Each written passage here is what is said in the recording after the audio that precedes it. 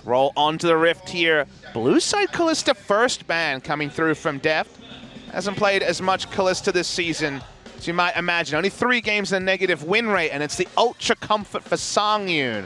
This is sort of series where, because the recent match was not that long ago, feels like we might see still some vibrations of the picks that really took KT over the line just a few weeks ago. So we'll see if that does impact here. It's Rise GP, the big lanes that we saw, and both of those definitely will be considered. Notice you do see a Xayah ban on blue side. You might think, okay, just don't want Xayah Rakan on the red side. Actually, this season, Songyun has played 5 games of Xayah, and they've only played 3 games of Rakan. So just straight up, he loves the Xayah as a pick for himself. So does the dual ban status when you're facing ROX Tigers. Yeah, definitely some good bans so far. Gonna take away the Galio as well. We'll see if they want to go ahead and first pick something.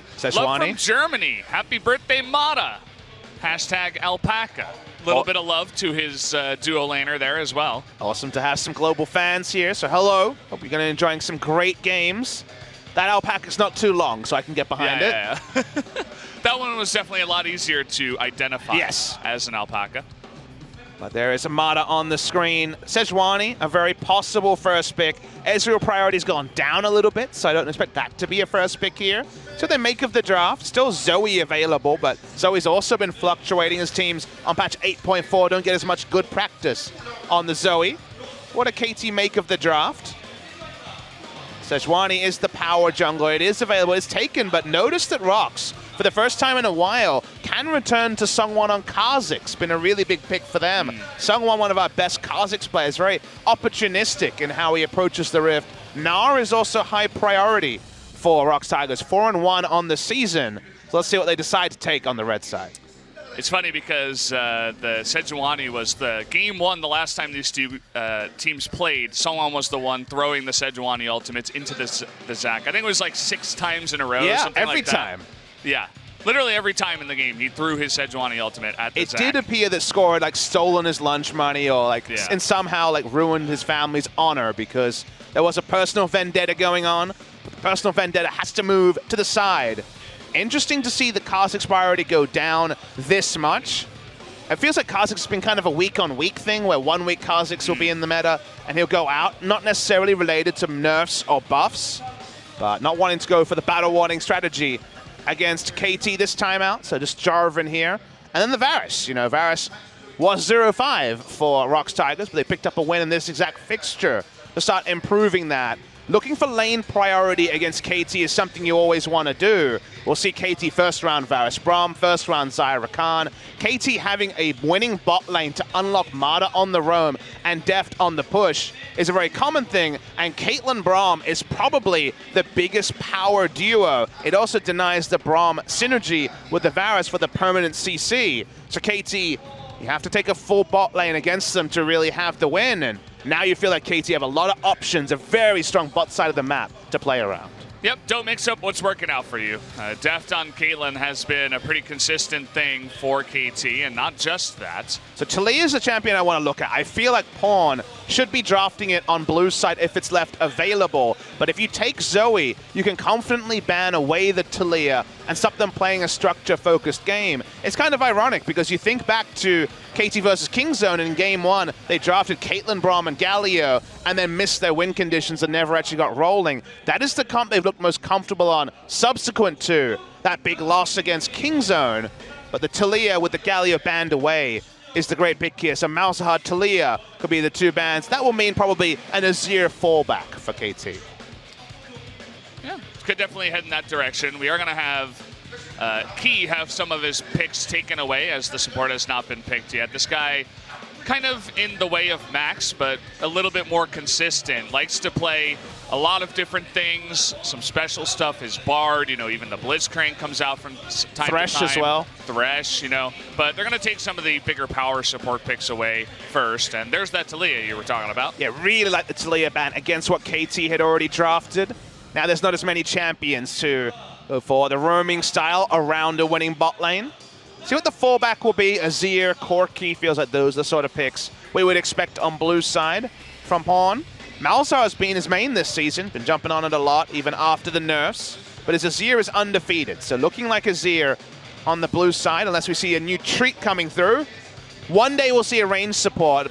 If Core JJ is not playing it, I'd be surprised for Key to play it. But if all your eggs are in the 2v2 winning lane basket, the reason why I don't mind it is that Varus and Zyra have a lot of synergy between the two. And if you can find a way to stop Deft and Mata from crushing lane, that to me is the way you hold back KT. But apparently ROX Tigers don't want to risk the ranged initiation or the ranged support. Well, we're thinking about some other picks here. Just feels like Nara Azir is a very common duo we could see here. So let's see if they just go for Nara and Azir on the blue side. We'll be blind picking for the top lane, and Nara is a big takeaway pick from Linderong. So either Smeb will pick something that beats Nara or just take away the Nara. Sorry guys, we wanted some new stuff, but 8.4 is where the new stuff lies. Have you noticed that we just say that about every future patch, and half the time we're right, half the time we're wrong? This time it definitely feels a lot different. There's more new items coming in. Quinn probably won't see her until like 8.7. I heard some grumblings about stuff. Please, no. We might see the Kennen into Nara. It's a winning matchup for the Kennen. They're looking for a winning lane somewhere. They're certainly not going to get it bot lane, so I would love the Kennen here. Okay. It'll be an AP Kennen as well, you would imagine. Does mean very heavy indexing on the magic damage if it is AP Kennen, because they'll be having on-hit Varus and the Zoe as their other threats. But it is a winning lane matchup. It's one that Smeb knows very well as one of our best resident Kennen players. But I can understand your skepticism after QV couldn't get the press the attack Kennen working in our first series.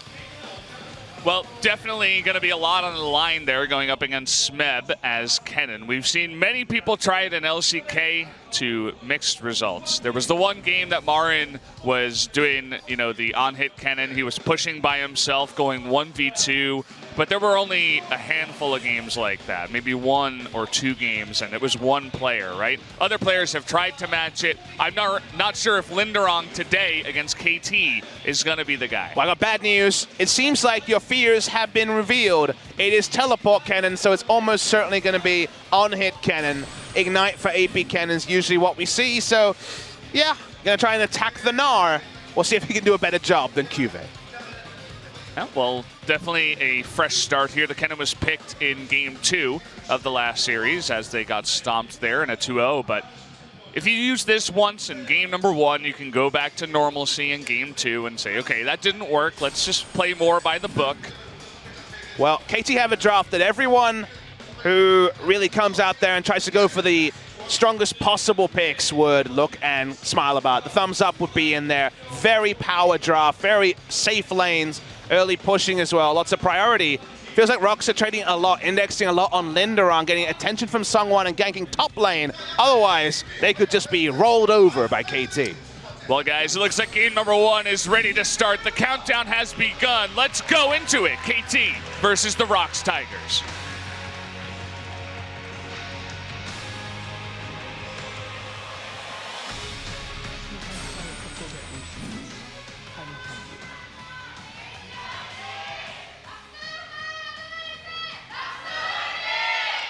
The cheer is louder for the ROX Tigers. Not what I expected. KT famously having one of the biggest fan groups in Korea. However, you know that for Mata's birthday, they handed out lots of tasty treats. So maybe people are just in a glucose coma after enjoying all the tasty cakes and other things the fans provided. Some people, including myself, I couldn't help myself. Generally, for some of the bigger players, especially on big anniversary days, they'll provide you with some more expensive treats. And especially KT. They usually have both their Chinese and Korean fan bases providing freebies, so thank you very much to them. A lot of loyal support there. It is press the attack Kennen. You just know that someone in solo Q1 tricked this to top 100 challenger, and then every top laner looked at it and was like, this is good. I could do this. Let's try it. So Kennen never changes. That's kind of the crazy thing, is that we always see Kennen kind of around the same power level, and then people remember that AD Kennen is super annoying to lane against for basically every meta champion, and then we see him for 2 weeks, it doesn't work in competitive, and it goes back and rinse repeat. So we're back in that phase again. I'm pretty sure I got the voice in my head saying that we're 6 kills away from 1,000 kills for Smeb. So he would be our first top laner, I believe, to hit 1,000 kills, so that'd be cool to see. So guys, Keep your eyes peeled. At least 2 games guaranteed this series. Yep, send him your energy. Nard definitely something that can pick up a couple of kills. Now he just needs a pentakill. 1 wombo Gnar ultimate. All together. Yeah. All at once. 5 Instant. kills. That's what we're looking for. Is ROX Tigers looking to improve on history. Summer season a lot kinder for them. 2 3-game series, and they did win 2-1 in that. So in general, this has been competitive after spring season was clearly not a happy hunting ground for ROX. We'll see how Smeb does. It's lane Kennen. Kennen has always done well against Gnar, takes advantageous trades in basically every part of the laning phase. But team fight on hit Kennen is not something you look forward to. The ultimate's just for CC, and the enemy can afford to walk up into it because the base damage isn't that high. See what the first item is. Play the Ruin King, a possibility into the Kennen. Yeah, we'll see what he wants to do there. I'm curious about the Gathering Storms. How many people may have taken that? We have 3 players going for the Sorcery Tree on the side of ROX, whereas we have 3 also on the side of KT. Every time I see someone take Gathering Storm against Kingzone or KT, I say that's optimistic. 2 of our quicker teams here in the LCK. Getting the multi-view on, yeah. Wait, no, that's just the same view. Yeah, it's the same thing. That's actually just a while ago. One smaller Previously view. on the mid lane. Yeah. It's like we're watching the latest episode of Law and Order or something. Yeah. As we've soon figured out, yeah, 2 views of the same thing is generally not better than 1. Have you noticed the Spo TV just has so much new technology this season? It's great. They don't know what to do with it. They're like, let's give it a shot. You know, you never know what happens. Loving the interviews. We had something like a 10-minute interview after the first series. It felt longer than game 2. At least it felt like it was like still to be developed. The twists and turns weren't revealed as early in that series. But anyways, we're having fun here on the Rift, guys. Early game with such strong laners. Probably not going to be too much to write home about. I guess Smeb being competitive against Kennen is probably the thing to point to and say that's probably the best news story for the side of KT. Well, we're going to have to see what Deft also can do on the Caitlyn. It's been one of these picks that has kept him safe, you know? When he plays on stuff that gets into the fray, sometimes he gets a little bit out of hand with how aggressive he gets, but the Caitlyn, it's very hard to get too far in there. And because it's Varus and Tahm Kench, specifically the Varus, not the sort of lane where you can solo down the turret super early, but this is another one of those lanes where the lane will be judged largely on turret health, because unlocking KT to rotate their bot lane into the mid lane, having Braum roam around with as strong side lane as they have, is a very likely plan here for KT. They don't quite have Ryze, so Azir not as adept in a side lane, but getting the Caitlyn going, rotating around the map, getting the first ring of turrets down, kind of the gold standard for KT Rolster. ROX doing a good job fighting back here in the bottom lane. Actually, Devour here on Tamada, but he's going to be okay. But you will notice that the health advantage and the slight mana advantage just before that trade was going over to ROX down here.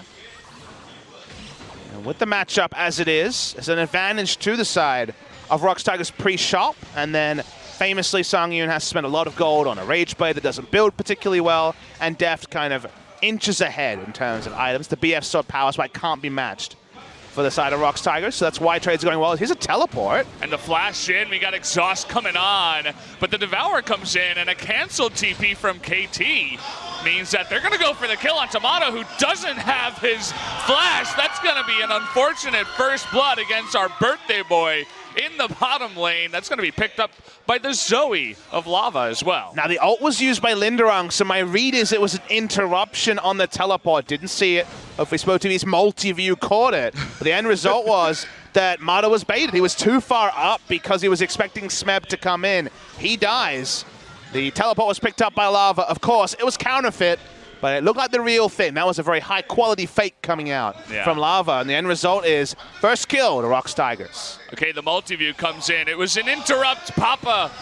The reverse prophet is correct this time. Smeb was almost full health, and Cannon's ult was down, so didn't take too much detective sleuthing, but I'll take it. Yeah. Also, Linderung had a lot of his health missing. because he had to go in there and interrupt and put himself in a bad position to get that stun off. Will we play the Ruin King? Do we go full classic on-hit cannon build? Hurricane into a Frozen Mallet? Could also go for Phantom Dancer if you really want to double down on lane. You saw the attempt from QV was as many laning items as possible, but of course... Did you say the intent? The attempt. The attempt was as many laning... I thought for a second, I'm like, wow, he's a genius. The lane was just dead too early, was the problem that QV had. So keeping the turret HP high is the hope for KT. And Smeb's just like, well, I don't want to deal with this crap. I'm just going to farm it out. Yeah. I wonder if maybe I cursed him out. I remember I was like, well, in 2017, everybody who had an anniversary was getting destroyed on the Rift. What is it with you and these extremes? Everybody? Pretty much everybody. But you can say the commonly. Majority. But you didn't say the majority. You said everybody. Pretty much everybody. You're setting it up for a debated moment. You know, that's what you're trying to do. Nobody's going to bring out the stats of 2017 anniversaries. If someone's got that, I'm very curious, but nobody's got it. I'm pretty confident. Well, you know what ROX Tigers do have? They've got an Ocean Drake going to be picked up here. Smite didn't need to be on point. They take it down. Very nice for the laning phase. Cannon's like, damn, I don't have any mana, but apart from that, it's going to be happy times. But BF Sword versus some stuff is where the Rage Blade does slow down a bit for Sangyun. Yeah. Lane trades here going to be very nice for KT, but being respectful now that Mada's summoners are down. I like the way you describe it, some stuff. It's like he's carrying a handful of old tools or something down into the lane. Usually when I see someone at 6 items early with culls and ruby crystals, I think of it as thrift shopping. Whatever they could put together, some power, I guess. And I play around pawn in the top side. They don't pick up the big raptor, though. That was very close. Almost getting punished for that move at the Raptors. Ended up being worth it. Usually this sort of play is really difficult because Cannon normally has insane presence on the Gnar. He's going to rush in anyway. Really trying to set up this steal, but investing a lot of Smeb's time to do it.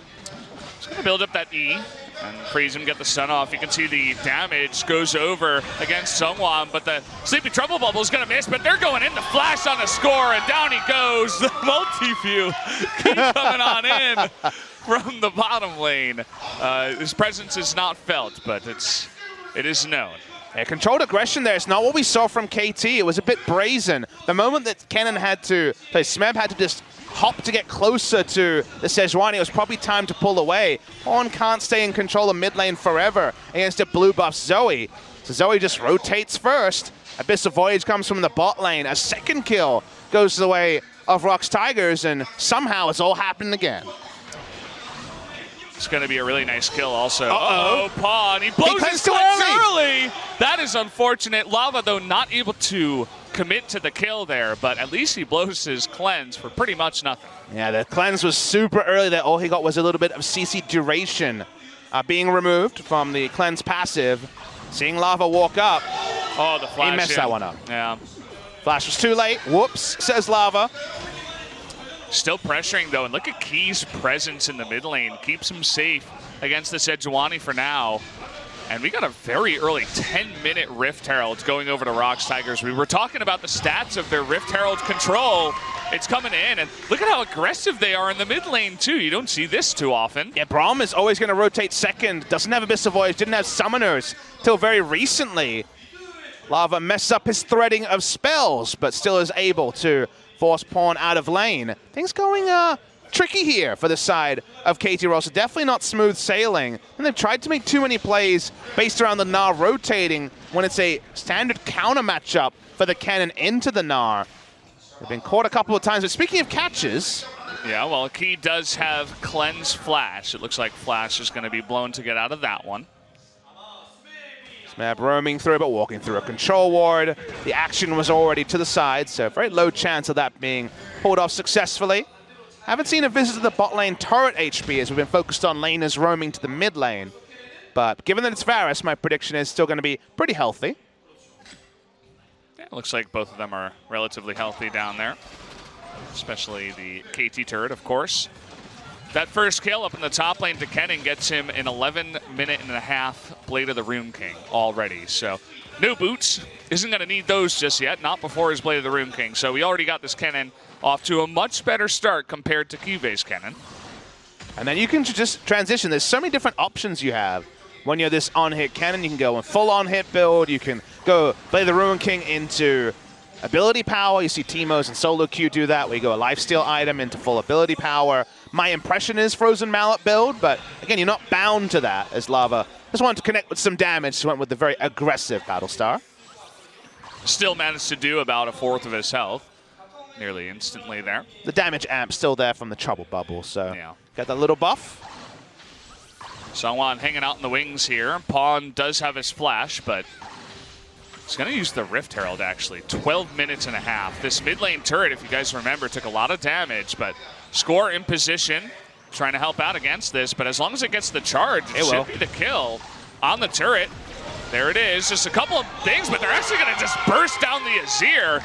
Didn't see that one coming, but Pawn trying way too hard to stop that from going down. Yeah, Skull walked up to try to just smite the Rift Herald for damage. It actually did slow it down, but of course couldn't answer completely and baited on to walk up. His flash was up, his cleanse was not, he dies. And can take over red side control as well. Well, Songwon getting very aggressive in the jungle. And well, ROX, I said their style is very aggressive. They like to do weird things. We saw them lane swapping early with the Unsealed Spellbook, teleporting into top lane. Now they're just showing incredible lane presence after a couple of kills and pushing so early, especially on this patch. You don't see this too often. And a few aggressive moves that KT made were thwarted. You saw Scores playing the enemy red side go the advantage of ROX Tigers, whereas ROX are making everything work. Wherever Songwon goes, they've been able to trade up. Top lane is being held, as you'd predict, so early into a Blade the Ruin King cannon. So they've got priority where they chose to have priority. The mid lane has fallen behind the tune of no longer really being able to play around the Caitlyn and Braum bot side and Pawn. Too easy to get dunked down by Songwon. Will this be another game reminiscent of KT versus Kingzone Game 1, where they draft power on the bot side, they don't adequately play around the bot side, they botch a top side play, and suddenly KT don't have a lot of great options to get a foothold back in the game? Yeah, even the best of teams, like we're looking at the ranked 2 team in Korea. Equal match score with the rank 1 team at the moment. Not game score, but it is in matches 8-2. Even those teams have trouble from time to time. You get caught off guard, you be a little bit too aggressive, and the enemy team takes advantage of it, and all of a sudden, doesn't matter what tier you are as a team, you end up behind. The Score has inched his way into the top side. Always a chance to burst down a cannon with how low his health bar is in terms of base HP. Bit suspicious to see Smab pushing as hard as he was. So Linderon gets the message. They don't have any vision on Score, but they do know the Raptors have been cleared, so just taking it easy. Yeah. Songwon has shown tons of presence towards the mid lane, but if you look at jungle proximity, in fact, it is Score that has been more around the lanes overall. I find that if you have sheer time around lanes, it's usually that you haven't been able to make something happen. You haven't been decisive. You're like, okay, soon they'll walk up. I feel like you get baited to stay for a longer time. So the duration of time around lanes is not always a sign that someone's ganking more. It's usually that their decisive ganks haven't happened. Yeah, especially when you have 3.5 minutes at 15 minutes into the game. That's obscene at this point. We got a very quick second Drake, too, by ROX, and it's a second Ocean. So they're going to be pretty good in terms of their sustain overall across the map, and a third Infernal Drake. Third Drake being Infernal, I should say. Nice hat there for the Pulsefire Caitlyn on the back, and you really can't complain about double Ocean into Infernal because you get the laning Drakes into the best possible teamfight Drake. Gonna be a great position to pick it up. A lot of regen to deal with any potential Caitlyn harass coming in the late game and be able to back away. And while there won't be a team-wide Warmogs, it'll still be a very nice thing to have. And we wondered about Linderong's second item. Does look like the Frozen Mallet is going to be coming through. So very much about controlling Smeb in the 1v1. And if you eventually get a Hurricane, it's just a very CC-centric build where you auto-attack slow into chaining the Mark of the Storm passive and trying to stun up the enemy team. So a control build coming through from Linderong. Yeah, you can see the swap has already happened. Linderong versus Smeb down in the bot lane now. And 4 control wards in the bottom river for ROX Tigers. They really wanted that Drake, huh? And no ability for KT to walk up to clear any of that vision. They don't have any vision of their own on the bot side. They've moved their vision line top side to again try to play around the flat AD and static Shiv that the Deft has been able to pick up. But getting advanced vision, kind of impossible for KT Rolster. You know, it's like Score is very much in his own shell, going to the back to start his way onto the wall marks, get a control ward. All they're able to do is control the river, no more than that. And with where they are on the map and what they want to do, which is Caitlyn to auto-attack turrets, that part so far is impossible. Ward fight down in bottom side. That's about all we're getting so far. No big one-on-one fights have begun just yet down here. And we might get into a bit of a lull in this game as the mid and bottom tier 1s have been taken out by ROX. And since they're ahead, they don't really have any other opportunity to push in other than the top tier 1. No Baron just yet. And you see a Kennen, you think, okay, it's time for the Kennen's teleport flank, but that's not this Kennen build. Doesn't really have a team that dives with him. Sure, Jarvan can get there, but Lava and Sungyun are both on poke champions as the other threats on the side of ROX. So controlling the side lane and taking down this final outer turret, then grouping is what we're expecting from ROX. They are a comp that 5v5-wise, in a true 5v5, they fall off pretty hard.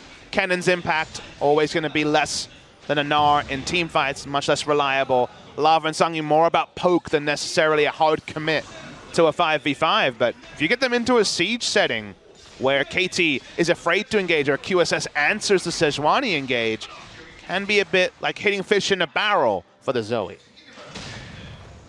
And you'll notice that the control wards have shifted up towards the top side this time around. A couple of them at least looking to shift up towards that next objective, as always. Nothing just yet, though. But you notice that Sejuani has been hanging around this blue buff quite a lot, and definitely has to be careful here. Yeah, final outer now being collapsed onto. Was at full health, won't be for much longer. Rage Blade fully stacked.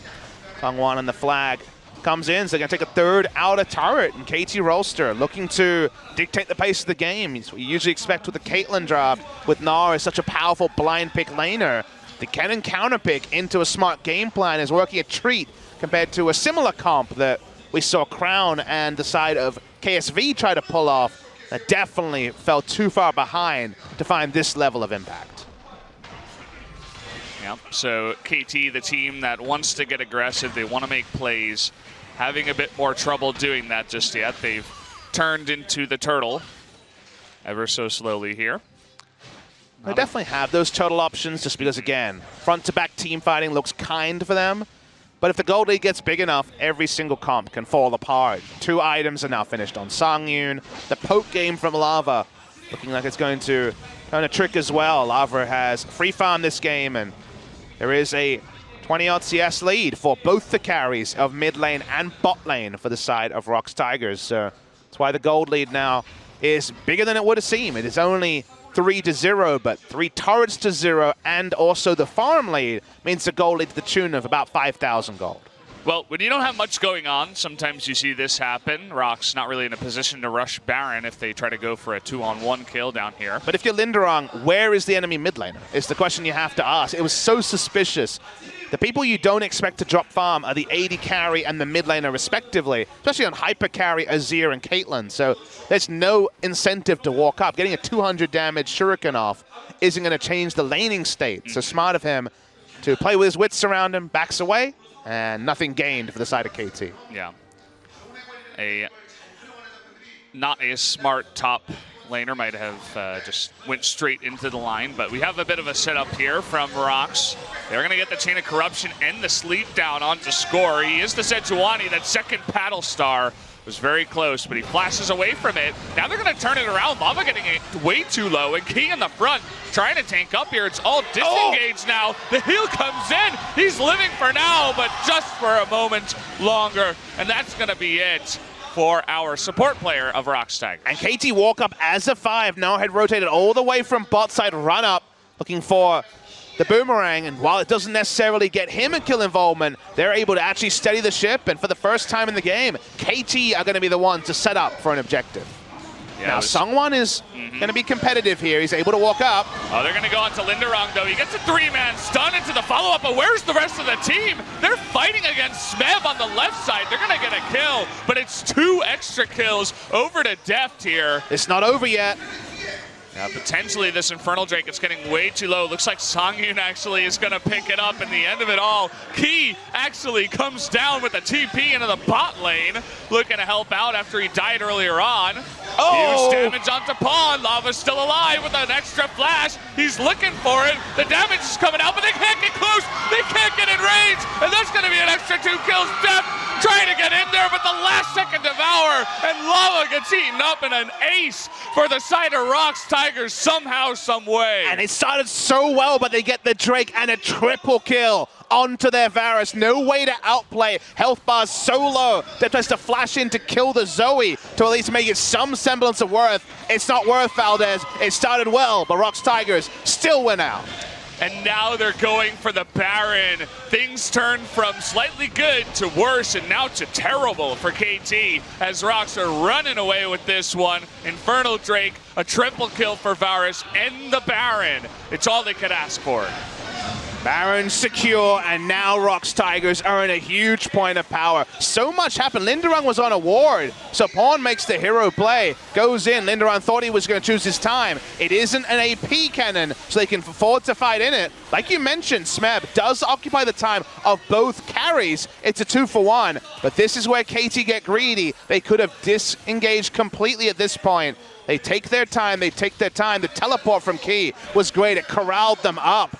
And then there was nowhere to run. Full health on the Varus. The Infernal Drake spawned. The Lava also full health or close enough. No way for them to get out. KT didn't have an exit plan at this point, and that's why eventually it's all taken over. Songyun, his aggressive flash works. Defs doesn't. Summoners are down. The Baron is claimed. Lava may have lived with only a sliver of health, but the sliver of a chance to get back into the game feels like it's extinguished for KT Rolster. Well, we thought the first series of the night was going to be a bit closer and that this one would be a bit more one-sided. But we didn't think it was going to be on the side of the ROX Tigers, as now they are about 8,000 gold ahead of KT in game number 1. They got a Zoe with 100% kill participation, 2-0-6, working on her 3rd item already. And a 4-0-2 Varus, your 2 carries that are so good in the mid-game are just popping off right now. And the greed to look for such an extended fight for KT. You think of the counterpoint to that if they had just hung back and given away an Infernal. We talked already about how much we like their scaling. Unfortunately for them, the scaling game means little when the Baron was the extra objective passed over to KT after KT were too brazen, passing that one over to the ROX Tigers. So now, hold out and hope for the late game is so much harder when these Fed carries push up and start taking more structures. They're being aggressive with the 2, eating some turret damage in the mid lane and taking out the bottom tier 2 as well. They got a big wave in the top side now they can easily move over to. Things looking so good for ROX. Losing the minimum is something that even the best teams in Korea have struggled with. Kingzone have struggled with it a couple of games. KT, it's the 2nd or 3rd time we're seeing them where they just feel like they can fight for more than they can against a team that is categorically worse than them. Sure, you can try to make these aggressive plays. ROX Tigers is a competitive team this season in a manner none of us could have seen coming. They look for too much. Their greed is turned against them. And now KT Rolster need to destabilize for as long as possible, play the Gathering Storm-esque game of waiting for 40 minutes, because the next 10 minutes are only going to be pain for KT. Yeah, you mentioned, well, let's take a look at the damage here first. Caitlyn doing so much, especially in the lane, but it's not really happening for her. And even the Varus doesn't have obscene numbers when you look at it, but he's having a very fantastic games in terms of his kills and the amount of gold that he's generating off of the back of this. And a lot of that damage from Deft is pot shots. He does have 3 items, so he has a lot of power. And I would say that at this point, compared to any other meta, being able to go static shift rapid fire cannon is such an early spike for what used to be kind of 4 items for relevance on AD carries. One of the reasons that Tristana and Caitlyn are both so powerful is that there's a lot of synergy and power and the poking build you can play with rapid fire cannon and static shift and getting you close to 100% crit. So while it's a better mid game for Caitlyn, it's still Caitlyn. Still doesn't have boots. She's still going to be outpaced in a front-to-back team fight because Sungyun and Lava have synergy between the duo as well with their magic resist shred into the Zoe just one-shotting. So some way to find 5v5s seems impossible for now, but another couple of items add up and anything's possible. Yeah. Well, you mentioned how ROX Tigers definitely a team that has come up in a big way in 2018. And if you remember 2017, there was so much play around Songyun, try to get him the hyper carries, try to play around one guy. Didn't really work. But then Lava comes in, impresses us all, looking better. Sungwon goes from ulting Zac 6 times to carrying in the jungle and playing fantastically. Even Linderong has gotten a little bit better. He's not really carrying the team, but he's a lot more solid. Oh, baby. And look at that, we got one just like that. We've seen that so many times out of so many different viruses, and there you have it again. We saw it on stream in World Final. Now we see it yesterday. We see it today. Great engage by Sungyun. Def deleted. How much can ROX get? They're looking like they're posturing for 2 inhibs. They're looking for a 30-minute game at this point, Papa. They're so far ahead. They're going to get 2 inhibs and maybe even more. Let's see what they want to do. They're jumping in, bursting down Pawn even. Trying to push him away. Lava just trying to add some more kills to the plate. And they're going to stop at 2 inhibitors. I think that's a very safe way to play with this lead that they got. I mean, the next time they get 2 picks, the game is over. So 2 inhibs will certainly do the trick. Love the play from Songyun. Doesn't buff his kill score, but it does buff their position in the game. Deletion coming through from Lava, who now is very close to a death cap, an instant death for basically any of the frontliners here. For KT, you're going to watch the replay. This is so quick. It's all about Songyun. Deft walks up for an auto. Goodbye, Deft. He dies during the CC duration. 3/4 of his health from the Zoe on patch 8.3. Just 8.3 things. And now KT, they're still walking out. They're still trying to take red bus. They're not going to get that one. They're not going to get much on the map. Songyun says, thank you very much. I'll take that. And they could even get a 3rd ocean as well. So Sustain just out of this world at this moment. Not like they really need it anymore at this point. Really interested to see how KT Rolster approach the draft on red side in game 2. To me, one of their big problems is that because Smeb has been forced to be accountable, there's never been one of his trademark teleport plays. The ability for Linderong to counterpick so cleanly on the Gnar is something they won't want to recreate. KT still had a good bot side, but the Zoe and Kennen just being really in the face and controlling lanes against the Azir and the Gnar has been such a big problem as Smeb takes 1 paddle star and has to recall. Yeah, at this point, he's just killing everybody on that side. They're 12,000 gold ahead at this point. It's 30 minutes into the game. They're going to take it relatively slow. Let the mid and top push in while they take the 3rd inhibitor. We got a TP from behind. It looks like KT's last stand as Smeb is thinking about it. It's a bit of a 5-on-4 here. Everything missing so far. Songyun in position. And look at Linderong just ignoring everybody. Thank you, Multiview. Mana almost going down. That's going to be the 2nd Nexus turret getting low and going down. And we got Key joining in with them. Gonna try to stop them from getting anywhere near Linderong, although Linderong gonna flash on over that. He's trying to end the game. They don't want to stay in this one any longer. One more auto will do it, and there it is. A very action-packed game number 1 win from the ROX Tigers. And well-deserved too. ROX Tigers were able to take the best that KT had to offer, and in where they were strong, they were able to double down and get massive leads. Super good stuff from ROX. The draft, I thought, was strong from the side of KT Rolster, but the execution, specifically around score and invading in the red side jungle where they weren't necessarily strongest, accelerated a lead for ROX. They were so quick to close out. Not a long game. It didn't drag on. They never gave a chance for KT to scale back up and force the 5v5 fights. And ROX Tigers well-deserved Game 1 victory. And this is not a game where it's the slow, grinding victory. You get a couple of objectives, you make less mistakes than the other team. This was a game where the ROX Tigers styled all over KT. They made a couple of mistakes, and ROX made them look silly. It wasn't like they were, oh, the slightly better team. It was like, well, we just destroyed you guys, and it wasn't close. I mean, they tried to make something here, KT, but it's Mini Gnar teleporting in as Kennen just ults the minions in order to push faster. Was never going to be able to build up the Mega Gnar fast enough. Smart move from Linderong. He walks in. He's got AD. He's got attack speed. Goodbye, Nexus turrets. Goodbye, victory for the side of KT Rolster.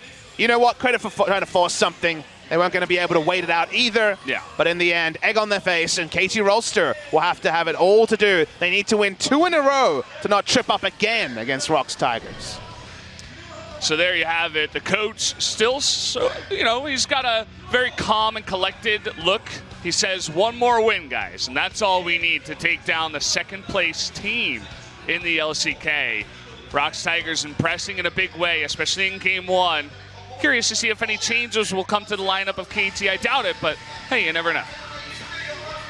Ready to load up for Game 2. I think there are going to be some bans. I can't see Zoe hitting the Rift again. Yeah, so guys, we're going to take that quick break, and when we come back, Game number 2.